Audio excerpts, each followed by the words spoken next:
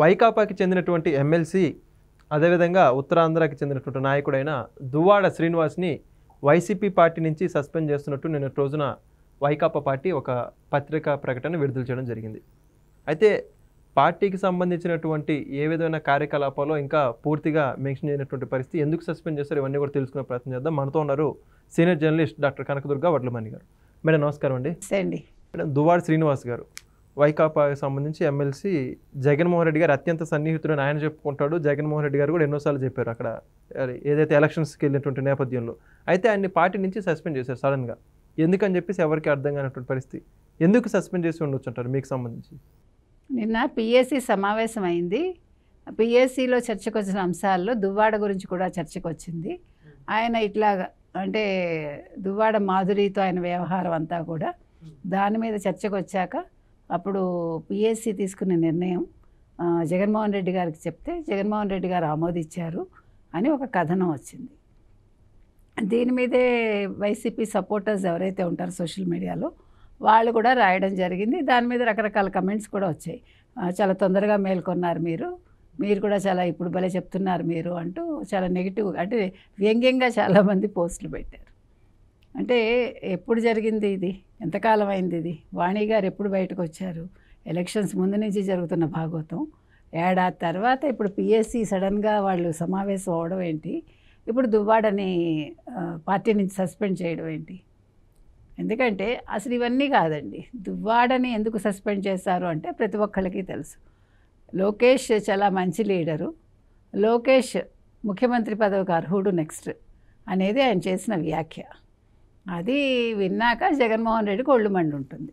అదేంటి, నేను కదా 29కి ముఖ్యమంత్రిని అవుతానని చెప్తున్నాను, ఈయన లోకేష్ని అంటారేంటి, లోకేష్ మళ్ళీ ముఖ్యమంత్రి అవుతాడా అంటే నేనేంటి అనే ఒక ప్రశ్న తలెత్తుంటుంది. సో అత్యవసరంగా పిఎస్సిని సమావేశపరిచి సజ్జల అధినాయకత్వంలో ఈ నిర్ణయం తీసుకున్నారు. వాళ్ళ దృష్టికి అంశం వచ్చింది. వచ్చాక వాళ్ళు జగన్మోహన్ రెడ్డి గారితో చర్చించి జగన్మోహన్ రెడ్డి గారే చెప్పారు అతన్ని పార్టీ నుంచి సస్పెండ్ చేయండి అని. సో ఈ రకంగా వాళ్ళు ఒక ప్రొజెక్షన్ ఇచ్చుకున్నారు. కాకపోతే అసలు ఇవన్నీ కాదు, ఓకే లోకేష్ని పొగడం వల్లే అనేది అందరికీ అర్థమైన అంశం. అది మనం గతంలో కూడా చాలాసార్లు చెప్పాము. మీరు ఏ పార్టీలో ఉన్నా ఇంకొక పార్టీ నాయకుడిని కానీ ఇంకొక పార్టీ వ్యక్తిని కానీ పొగిడితే తప్పుగా తీసుకోకూడదు. ఇప్పుడు మీలో మంచి లక్షణాలు ఉంటే ఓకే, మీరు చాలా బాగా మాట్లాడతారనో లేకపోతే మీరు రాజకీయంగా మీరు ఎదుగుతారనో మీరు పనికొస్తారనో అంటే వెంటనే నేను ఉలిక్కిపడ్డం ఎందుకు? అది ఏ పార్టీ వాళ్ళైనా చేయకూడదు. అంటే ప్రతిదీ కూడా పాజిటివ్ అవుట్లుక్ అనేది ఒకటి ఉంటుంది. ఇప్పుడు పార్టీలు ఏదైతే ఏమైందండి, ఈ పార్టీలో ఉంటూ ఆ పార్టీలో వ్యక్తిని పొగడకూడదంటే అది చాలా తప్పు కదా. మంచి చేసినప్పుడు ఇప్పుడు నిజంగా చంద్రబాబు నాయుడు గారు ఒక మంచి పని చేస్తే జగన్మోహన్ రెడ్డి గారు మెచ్చుకోవచ్చు. అపోజిషన్లో ఉండి జగన్మోహన్ రెడ్డి గారు ఒక సలహా ఇస్తే చంద్రబాబు నాయుడు గారు ఏం చేయాలి, జగన్మోహన్ రెడ్డి గారు చాలా మంచి సలహా ఇచ్చారు, దీన్ని మేము అమలు చేస్తామని చెప్పాలి. అది అంటే నేను అనేది మీకు మీ మధ్య ఒక మంచి వాతావరణం, మీ మధ్య ఒక మంచి స్నేహభావం ఉండాలి. అది ఉన్నప్పుడు ఇవన్నీ కూడా నెగిటివ్గా అనిపించవు. అది లేదు కాబట్టే ఇవాళ లోకేష్ని పొగిడేసరికి, ఎందుకంటే నిన్నటి వరకు లోకేష్ని అందరూ తిట్టిన వాళ్లే కదా. ఏడాది క్రితం వరకు 2 ఏళ్ల క్రితం వరకు లోకేష్ని తిట్టారు. లోకేష్ వాటన్నింటినీ కూడా తను ఎదగడానికి ఒక సోపానంగా చేసుకున్నాడు. ఆ తిట్లన్నీ కూడా ఆయన ఏమీ పట్టించుకోకుండా వాటిని పేర్చుకుంటూ వెళ్ళిపోయి అది సోపానంగా చేసుకుని ఆయన ఒక మంచి లీడర్గా ఎదిగారు ఆయన. అది ఒక నాయకుడు చేయాల్సిన లక్షణం. అది ఎవరైనా సరే, ఈవెన్ జగన్మోహన్ రెడ్డి కూడా నిన్నటి వరకు చేసిన తప్పులు ఒప్పుకొని సరే ఇవాళ నుంచి నేను మంచిగా ఉంటాను, రాజకీయాల్లో మంచి రాజకీయాలు చేస్తాను అని అన్నారనుకోండి, ప్రజలు ఆలోచిస్తారు. తప్పులేదు కదా, మార్పు రావాలి ప్రతి మనిషిలోనూ. అది ఎవరైనా సరే, ఇప్పుడు నిజంగా జగన్మోహన్ రెడ్డి మంచిగా అయిపోతే అందరం ఆహ్వానిస్తాం.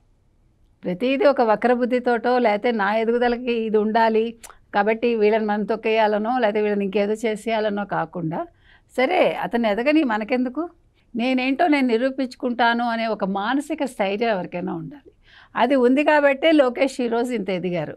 ఈరోజు ఒక ముఖ్యమంత్రి క్యాండిడేట్గా మనం డే 1 చెప్పాం, నెక్స్ట్ ముఖ్యమంత్రి లోకేష్ అని.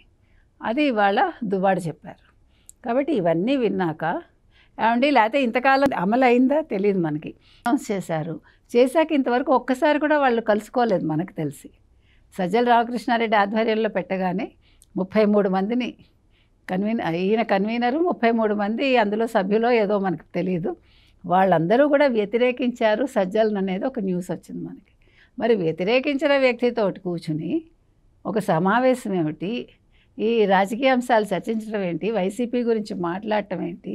మరి ఇన్ని మాట్లాడినప్పుడు రోజా మీద ఆడుదాం ఆంధ్ర ఒక స్కామ్ వచ్చింది కదా, కసిరెడ్డి మీద నడుస్తుంది కదా, విజయసాయిరెడ్డి మీద నడుస్తుంది కదా, వైవి సుబ్బారెడ్డి మొన్న మరి వెధవాన్ని తిట్టాడు కదా ఎవరిని, విజయసాయిరెడ్డిని. మరి ఇవన్నీ చర్చకు రావాలి కదండి, ఈ అంశాలన్నీ కూడా చర్చించాలి. ఇంకా ఎంతమంది ఇవాళ పిఎస్ఆర్ ఆంజనేయులు అరెస్ట్ అయ్యారు, విడుదల రజనీ గురించి వచ్చింది, విడుదల రజనీ మరిది అతను అరెస్ట్ అయ్యారు గోపి. సో ఈ అంశాలన్నీ కూడా చర్చకు రావాలి. అవేవి రాకుండా మీరు సమావేశం అయిపోయి ఒక మాటతోటి దువ్వాడని మీరు సస్పెండ్ చేశారు. ఎవరికి నష్టం? పార్టీకి వచ్చిన నష్టం లేదు, అతనికి వచ్చిన నష్టం అంతకంటా లేదు. ఇక్కడ లాభ నష్టాలు కాదు కావాల్సింది, ఒక వ్యక్తి మన కోసం ఎంత పని చేశారు, ఒక వ్యక్తి మన పార్టీ కోసం తను ఎంత కష్టపడ్డాడు. పాప ఈయన మీద ఆశలు పెట్టుకుని మన దివ్యల మాధురి గారు మరి ఆయనతో ఉన్నారు కదా, నెక్స్ట్ జగనన్న నన్ను పిలుస్తాడు నాకు టికెట్ ఇస్తాడని. మరి ఇప్పుడు దివ్యల మాధురి ఆశల మీద నీళ్లు చల్లినట్టేనా? ఆవిడ ఆశలన్నీ అడియాసలేనా? మరి అది కూడా చూడాలి, మనకు తెలీదు. ఎందుకంటే పాపం దివ్యల మాధురి గారు అసలు వీరితోటి ఉన్నదే దీనికోసం, రాజకీయంగా ఎదగడం కోసం. వాణి గారు నన్ను తొక్కేశారు, వాణి నన్ను ఎదగనివ్వలేదు అంటూ వాణి భర్తనే ఆవిడ తన సొంతం చేసుకోవడానికి చూశారు. ఇల్లు రాయించుకున్నారు నేను అప్పిచ్చానని.